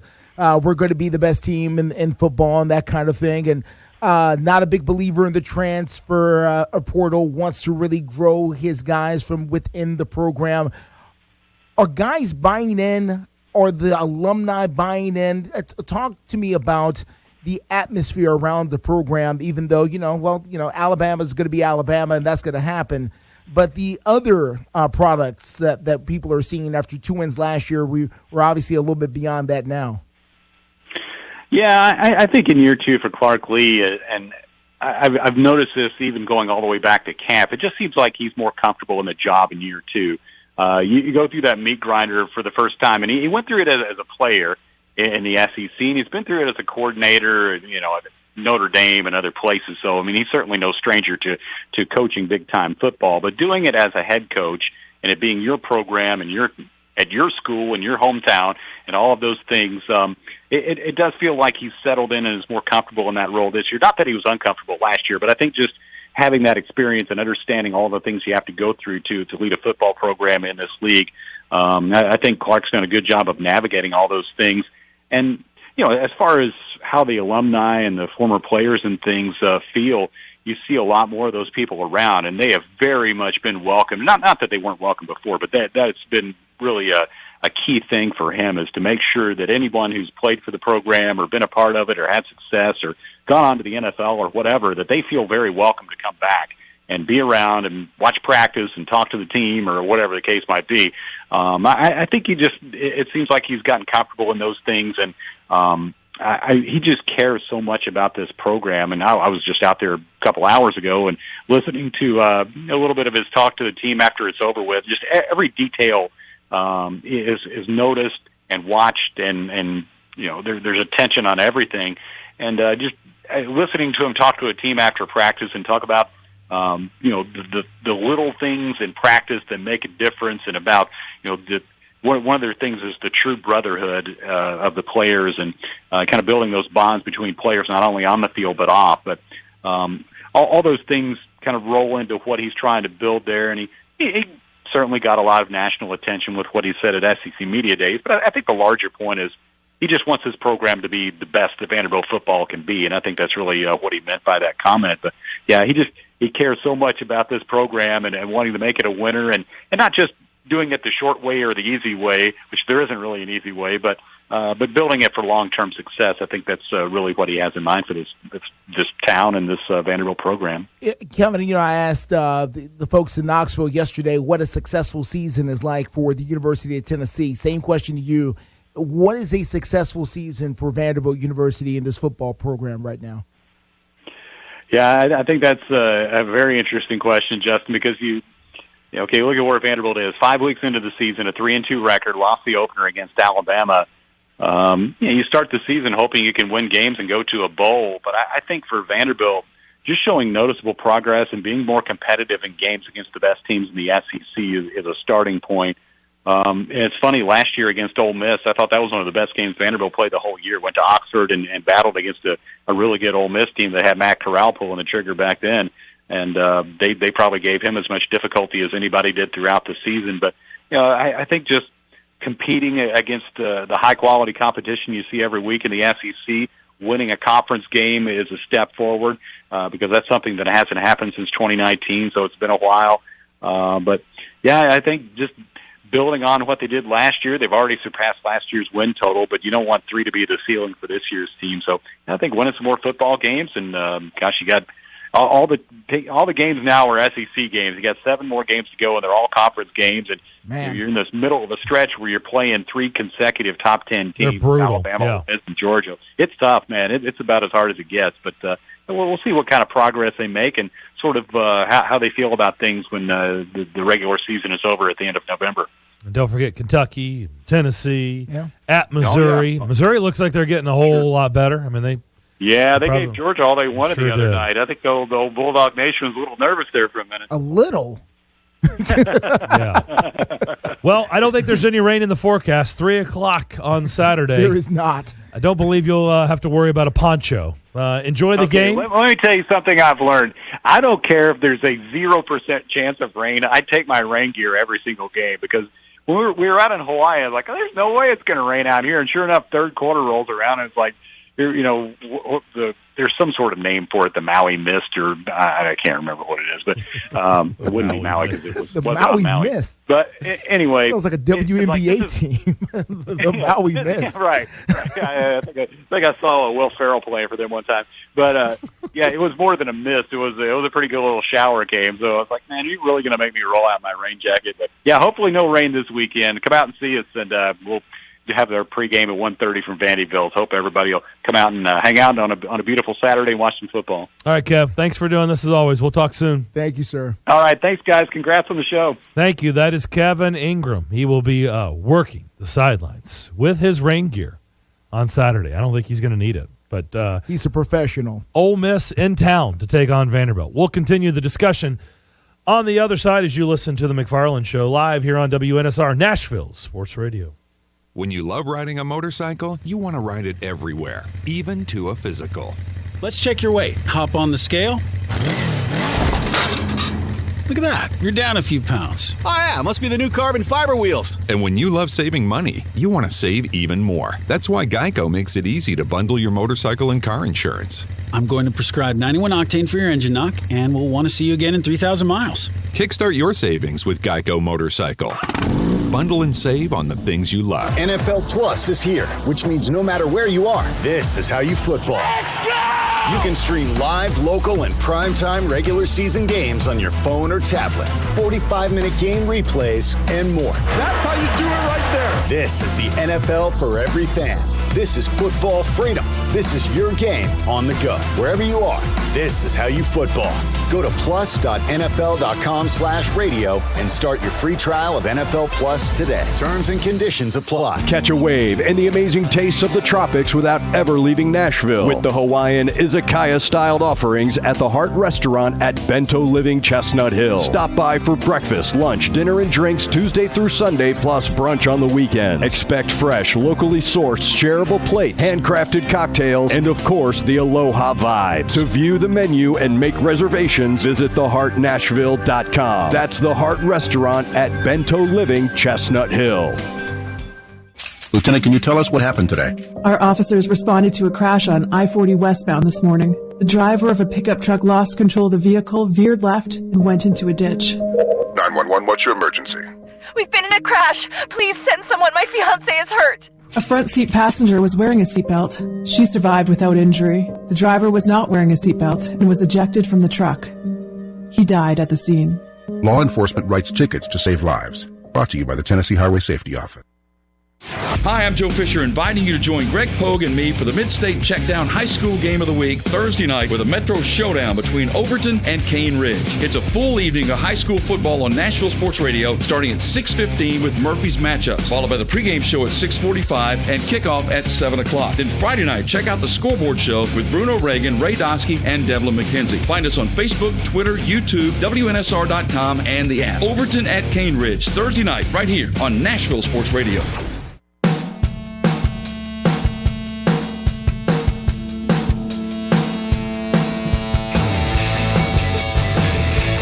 Carol, the McFarland Show here on this Tuesday. The Cure Hotline wide open, 615-844-5600. The McFarland Show rolling along here on this Tuesday. Special thanks to Kevin Ingram for joining us. Ray Dosky's been on it today. Yesterday I got him so many times. Coming out of breaks, not today, man. He's had that button on. These mics on. You just needed a chance to get, to work on the snap exchange. That's all. Yeah. Just got to work on, it's fresh. No fumbles today. No fumbles today. No, it's improvement here. Do we think there is a powerhouse in college football this year? Remember we had a caller yesterday from Ohio. Well, it's like, why aren't the Buckeyes getting any love? Al called in. Why aren't the Buckeyes getting any love? Is there a great team this year? Alabama. Are they great, though? Yeah. Are they? Yeah, they're great. Well, for the standard that is greatness right now in college football, I think they are. I can't. They had a struggle win against Texas, but I give Texas. Here's the deal with the Texas game, and this is something that a lot of people don't talk about, even though they mentioned it briefly during the game. Texas had a coach named Chris Peterson, who was the former head coach at TCU, I believe, who was there for many. Was it? No, not Chris. It wasn't Chris. Was he was at Boise State in Washington. It was. I was doing television. The former head coach at TCU, and I'm sorry, the name escapes me right this second, but he sat down all summer and looked at Alabama and developed a game plan for them, and came out there and he was a special assistant and developed a game plan just for Alabama, just for that game. Oh, you're talking about Gary Patterson. Gary Patterson. Thank you, sir. Okay. When you have somebody like Gary Patterson develop a game plan just for you, just for that game, with a mind like Gary Patterson, who has won major college football championship conferences, if he sits down, if you pay him a couple of grand, and he sits down in a hotel room for 3 months, and Darren, you and I both know this is a common practice for a lot of former coaches who sit around and break down tape just for a specific team, a specific player who's a thorn in the side there to get this done. You're going to see the kind of game plan and the kind of thing that Texas was able to do against Alabama. They didn't get the win, but they were close. Nobody else, to my knowledge, has been anywhere near beating Alabama outside of that one game. And, and listen, Kevin's right, Kevin Ingram, who was just with us. The changing or the potential change at quarterback could mean something different for the Crimson Tide. But if they get QB1 back, I don't know who's stopping them. If Georgia, maybe if they get interested, but I think what we're seeing with Georgia is not lack of talent. I think it's lack of discipline, and it's maybe sipping on their own Kool-Aid a little bit. They're the champions. So who's going to tell them, where's the dog? It's easier to be the the hunter than the hunted. And I think Georgia's finding that out. But Alabama is now the hunter again. And I think we're seeing that hunter's mentality on their part, who wants to go out and have something to prove. Yeah, I know teams can get better. I get that. And that's probably why I'm holding out hope. But right now, Georgia, I think, they are clear. To me, they're clearly not as good as the team last year that won it all. At least today. Again, we're having this conversation. Not right this second, no. We're having this conversation in, what is today? The first week of October. Yeah. Okay, so, again, subject to change. But I don't see a team right now that just looks like a world beater. Not yet. Why doesn't Alabama look like a world beater to you? Where's the weakness with Alabama? I think a lot of it's probably unfair standards. I just think about the Alabama teams we've watched under Nick Saban. Oh, you want them to be Reggie Ragland and Jonathan Allen and them. Well, you want those guys. I mean, you want Eddie Jackson and all those guys coming through. You're looking for those guys. And do they have that level? Maybe not. But for what we see for the college football world, I think they're going to boat race, most teams in the top 5 right now, maybe outside of Georgia. And maybe the Georgia game is when, if they end up playing Georgia, is when Georgia might get interested again and going out and doing something. I don't know if Georgia, and I'm serious about that, I don't know if Georgia is really focused. And I think that may be a bigger issue with them more than the talent. It's not the talent. The talent is clear. It's just, what are we really doing here? Why are we playing Missouri? Where is Alabama? If you're Georgia, let's get to the challenge here. It's just lack of focus, I think. Well, just think about the guys we've seen here recently. Okay. Devontae Smith, Waddle, all those guys, right, that have been just pumping out in the pros every year. Yeah. At receiver, do they have those type of receivers? I don't know. Do they have a Derrick Henry? Wow. Trent Richardson? Have they had a Derrick Henry since Derrick Henry left? Derrick Henry's kind of a once in a generation, type of guy. Najee Harris. I understand. They just keep doing. Do they have that? I know, what was it?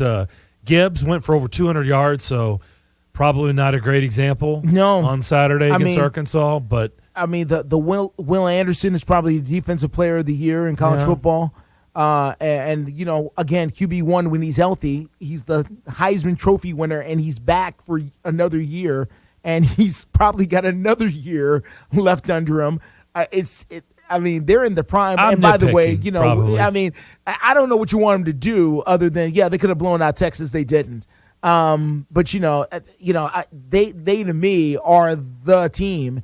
And to the point to our friends at Ohio State, Ohio State hasn't played well against Big Ten teams. Against SEC teams at many stretches, which is what I think is leading to their disrespect and the disrespect of the college football world. Clemson is still hanging around, and Clemson will get their shot if they keep winning games.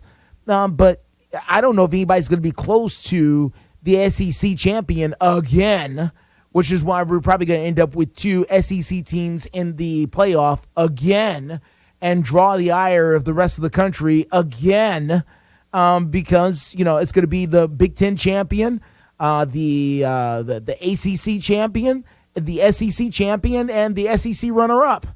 That's or maybe don't leave out the Big 12. Maybe even the SEC West runner-up. The Big 12 could be sneaky, and they got again. It's early.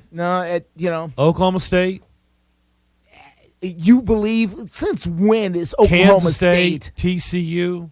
Now you're just talking. No. Now you're just talking. Now you're not even you're not even making sense now. What? You're not even making sense now. Oklahoma State. You just talked about Oklahoma State. The mullet is going to be there. Oklahoma State has knocked on the door for years. I know, and then they always lose that game. And then they lose against Iowa State somewhere. You're right. And what happened?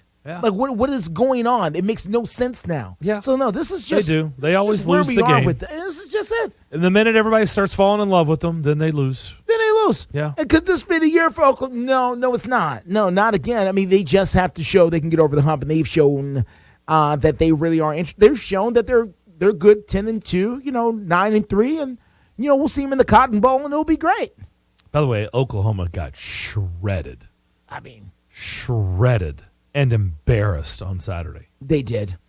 And you can toss them out. That program has got to be looking themselves in the mirror like, what in the world have we gotten ourselves into as we leave here and about to go into the SEC with these, with the giants in the land over there.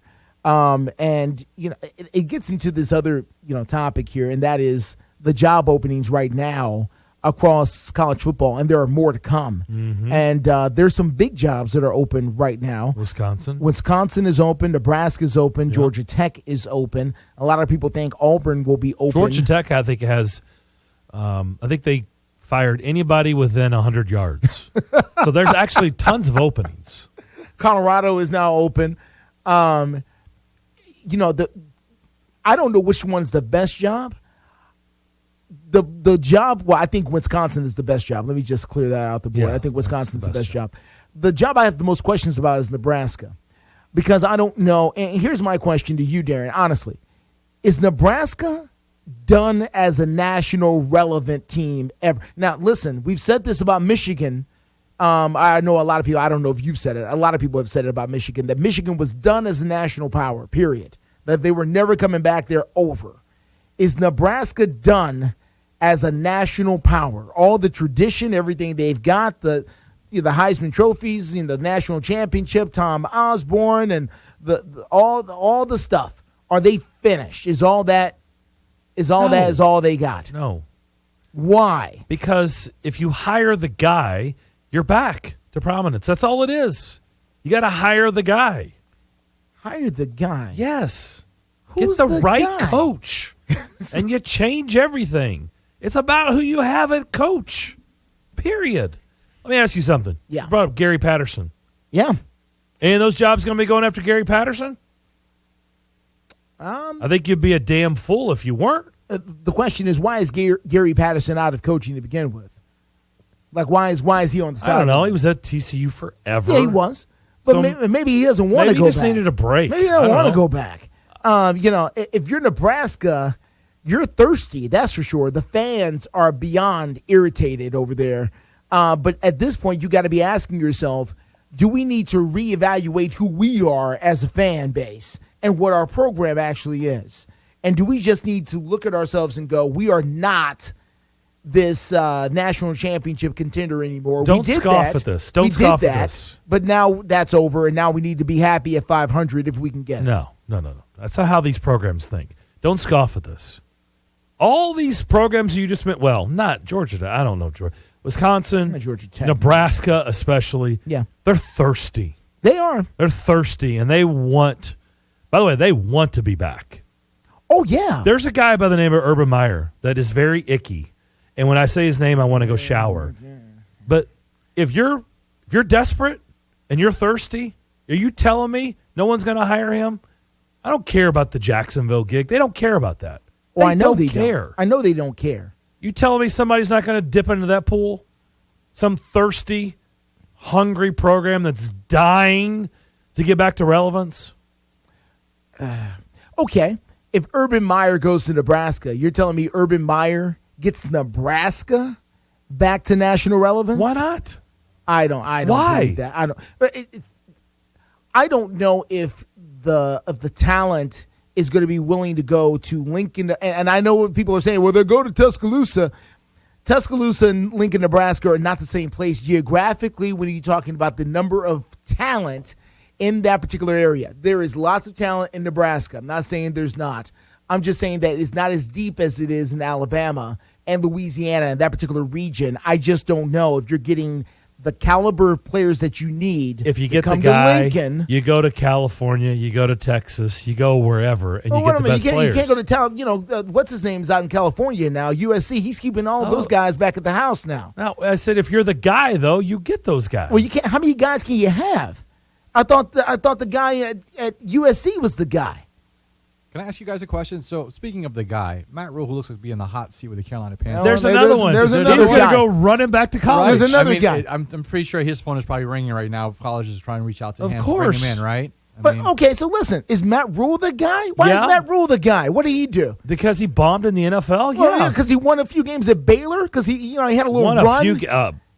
Justin, he took over a dumpster fire. True. And turned it around. Did a great job. 0 national championships. I think he won the Big 12, once? 0 national championships. Now listen. Baylor football? Here's the deal. We're talking about, and that's maybe different. We're talking about who the guy is, okay? So if Urban Meyer's the guy, Urban Meyer is the guy because Urban Meyer's got championship rings from 2 different institutions, if memory serves.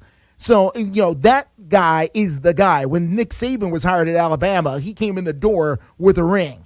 He's the guy. When you come in with the stripe, you're the guy. The guy at USC. He went out there. Lincoln Riley, no national. Well, did he get? No, he wasn't there. That was Stoops. Sorry, Lincoln Riley.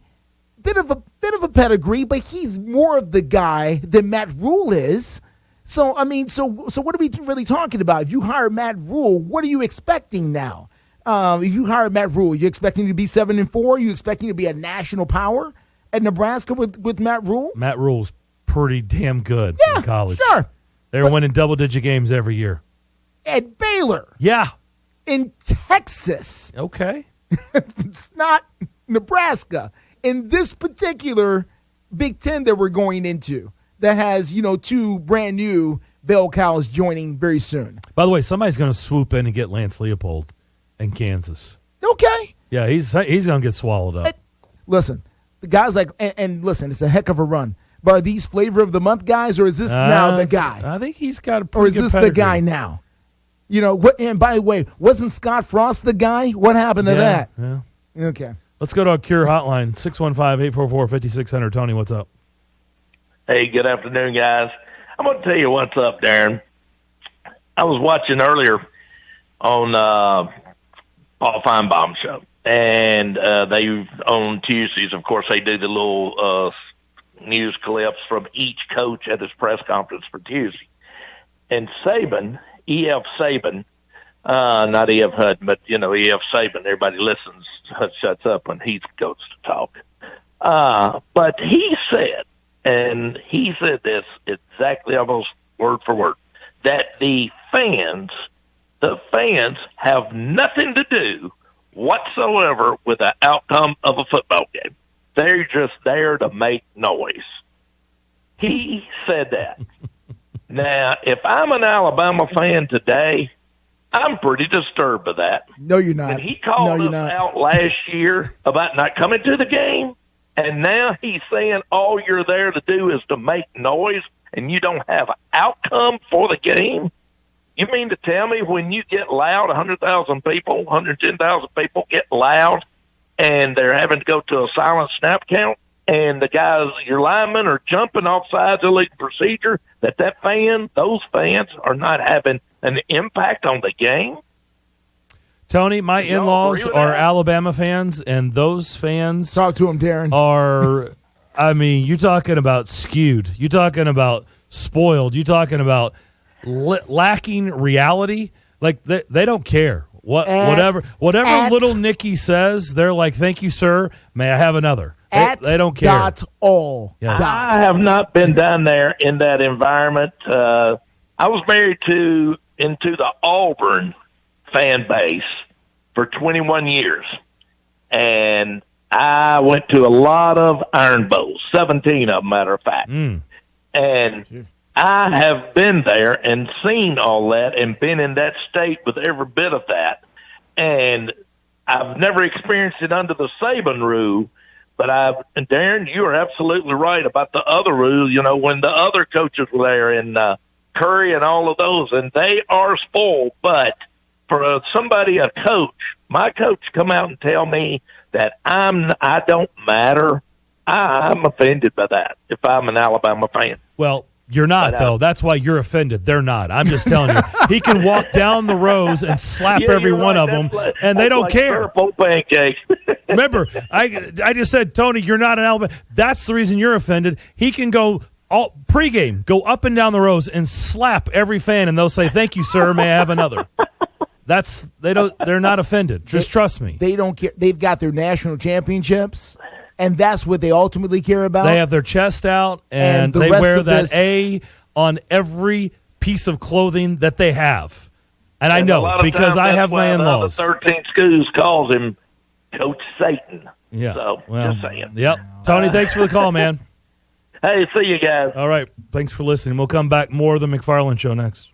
The Omni Nashville Hotel, located 5th Avenue downtown, and proud sponsor of the Mid-State Checkdown High School Football Game of the Week, is Nashville's premier destination for the highest quality accommodations. Start your day with a cup of Bongo Java and the Biscuit Bar at Kitchen Notes. Indulge your taste with the best beef in Music City at Bob's Steak and Chop House. And wrap yourself in luxury at Macara Day Spa before enjoying a nightcap at Bar Lines. And when it comes time to host those holiday partings and gatherings of family, let the Omni Nashville Hotel take all the worry off your plate. Proud sponsor of the Mid-State Checkdown High School Football Game of the Week, and located in the heart of Music City, the Omni Nashville Hotel is your only choice. The Omni Nashville Hotel, 5th Avenue, downtown.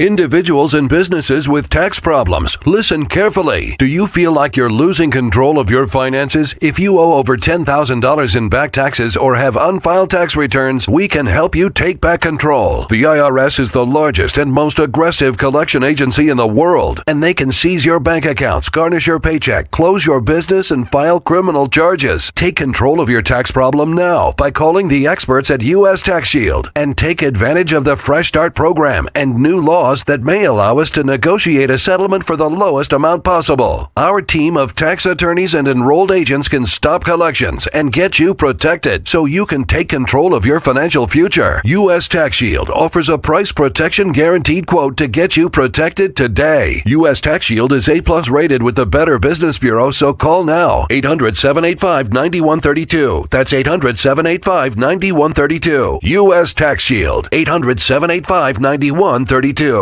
When was the last time you did something fun with family, friends, coworkers, and clients? What if I told you about a place under one roof that offers affordable entertainment for all ages? That's what you'll find at Strike and Spare Family Fun Centers in Donaldson, Hermitage, Tusculum, Hendersonville, and Murfreesboro, with bowling, games, food, drink, and entertainment for all ages. Enjoy an enhanced experience in Hendersonville or Murfreesboro, where they feature additional fun with bumper cars, laser tag, roller skating, and more. All locations are open 7 days a week, including holidays. Visit online at strikeandspare.com. Strike and Spare, where fun is bowling. This is the Greg Pogue and John Burton Show. Welcome, Angie McCartney. When he'd come home, Jim would say to him, "How are your bowels, son? Are you eating something?" He'd go, "Oh, Dad, you know, I'm a beetle. You don't ask me about my bowels." Oh, it's not that funny. Come on. We didn't expect to be talking about Paul's bowels this morning. Greg Pogue and News Channel 5's John Burton. WNSR. Nashville Sports Radio. Back here on the McFarland Show, Darren and Justin here on this gorgeous Tuesday. Show is flying by.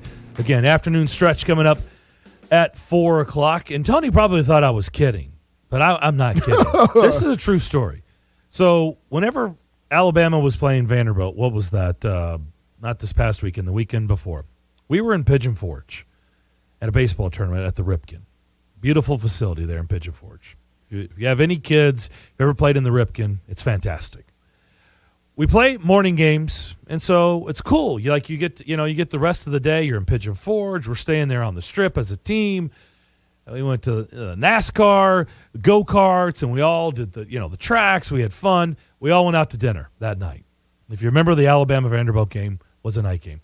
So we're all at this big, gigantic tables. I don't know. I don't know the count. I don't know. There's 35, 34 of us, 40 of us. I don't know how many of us were at dinner. The father-in-law, true story, has his phone. He's sitting across the table from me. He slams his fist down, pounds the desk, pounds the table at the restaurant. And I was like, what's the problem? He goes, Vanderbilt just kicked a field goal. I was like, what's the score? He's like, it's 7-3. He was mad in the first quarter that the Vandy, Alabama game was 7-3. Yeah. And you can imagine my response. Like, yeah. Really? Yeah. Like, yeah, really? This is what your life has come to? You're pounding the table at a restaurant as an Alabama fan. It's 7-3 in the first quarter against Vanderbilt. And you're mad. You're legitimately mad. Very. And actually upset. I spent part of my television career down in Huntsville, Alabama, as a sports anchor down there. It's the interim. By the way, I hope he's not director listening to that. I hope he wasn't listening when I told that story. When Alabama fired Mike Shula, was getting ready to hire what would eventually be Nick Saban, I had a boss who will remain nameless here, who was very much an Alabama supporter. And he sat in his office, and he called me in, and he was just staring off into space. And I said, yes, sir. He said, Justin, there's still a chance. I said, still a chance for what, sir? He says, Alabama has won the national championship every single decade going back to 1940. If we hired the right guy, this is 2000 and this is 2006 going into 2007. He said, if we hire the right guy right now, we got a chance to continue the streak. And I believe Rich Rodriguez is the guy, Justin. He didn't say that. No, he didn't say that. He did not. No, no, he was wanting Nick Saban all along. He thought there was an opportunity to get Nick Saban this entire time because he believed Nick Saban was unhappy in the NFL and just needed the right offer to make the move to college football, and he was dead on. Now, I don't know who he had as a source, but he had somebody down there who was whispering the right mojo to him. But what I'm saying is, that fan base down there at Alabama went 17 years without a national championship. Just think about 17 years. And they thought, and this is a true story. I am a Cubs fan. When the Cubs won the World Series in 2016. No reason to go there. I had an Alabama. We don't need to talk about that. There was an Alabama fan down there who says, oh, Justin, I'm so happy for you. I know how it feels. You're right. I said, 100+ years? Really? I said, what are you referring to? Crawling through the desert? She said, I'm referring to when Alabama didn't win the national championship. I said, for the 17 years you guys went without a national championship, you're really comparing that to the Cubs' 100 years? 100-year drought of a world championship. And they were dead serious. Sure. This is not a joke. Sure. They were serious as a heart attack, that they could sympathize with my pain because he went 17 years without a national championship at Alabama. It is different. It is different down there. It's kind of like the drought here. For an Alabama fan to go 17 years without a natty, it probably felt like 100 years. Kind of like if they were comparing it to the drought here, they said, we haven't had rain in probably 35 years. And you would say, that's just so false. That's not true. And they're like, no, I think it hasn't rained in Nashville in like, okay, 30 years. No, it's been like 3 weeks. Yeah, it's really. And they're like, no, it's got to be longer than that. It's like, are you talking about the 17? Most of which you were not alive for. The 17 years, is that what you're talking? Most of which you do not remember.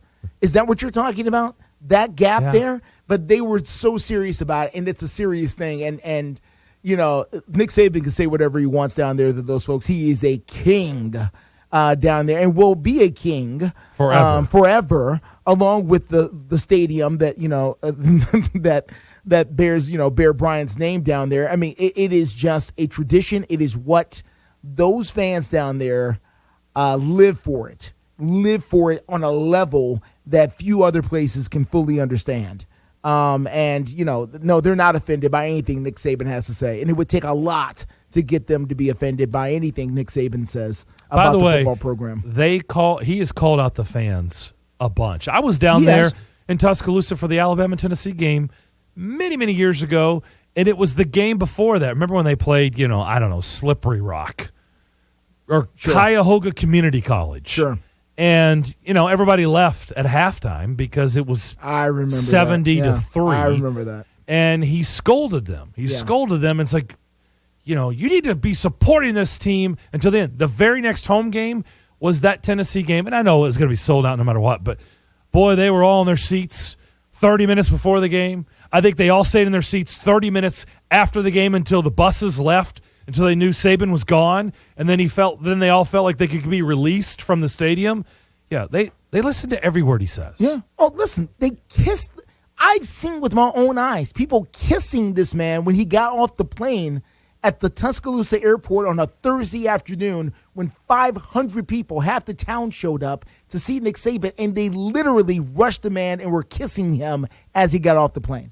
Real talk. Back to wrap up Tuesday's show next, but we also have Titans news to close out things. That's all next.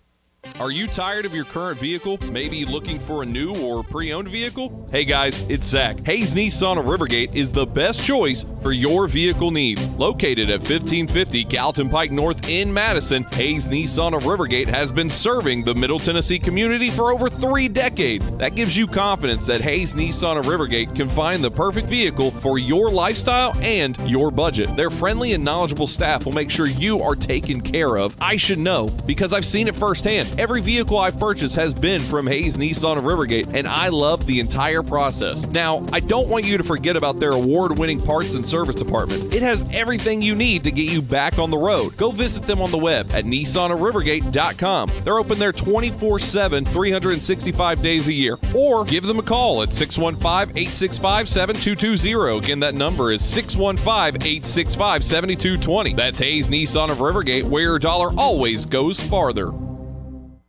Football season is underway, so now's the perfect time to download FanDuel, America's #1 sportsbook, because right now new customers get a no-sweat first bet up to $1,000. That's free bets back if your first bet doesn't win. Just sign up with the promo code GregP. FanDuel has all your favorite bets, from the money line to point spreads to player props. You can combine your bets for a chance at an even bigger payout with that same game parlay, live betting, all of that on the app. Safe, secure, and super easy to use. And my favorite part of FanDuel is that app. Sign up today with promo code GregP for your no-sweat first bet. Promo code GregP. Make every moment more this season with FanDuel, the official sportsbook partner of the NFL. Now, you have to be 21 and older and present in Tennessee. First online real money wager only. Refund issued as non-withdrawable free bets. Expires in 14 days. Restrictions apply. See terms at sportsbook.fanduel.com. Gambling problem? Call the Tennessee Red Line 1-800-889-9789.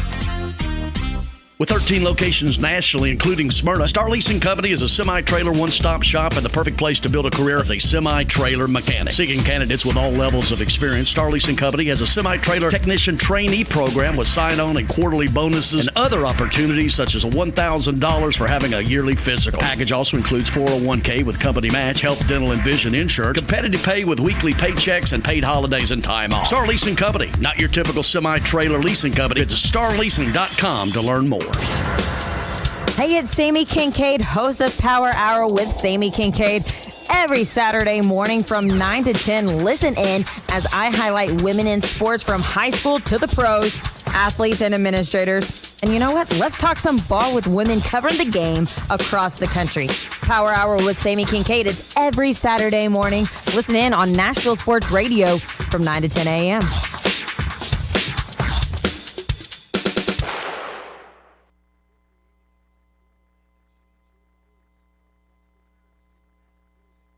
I return. All right. No music.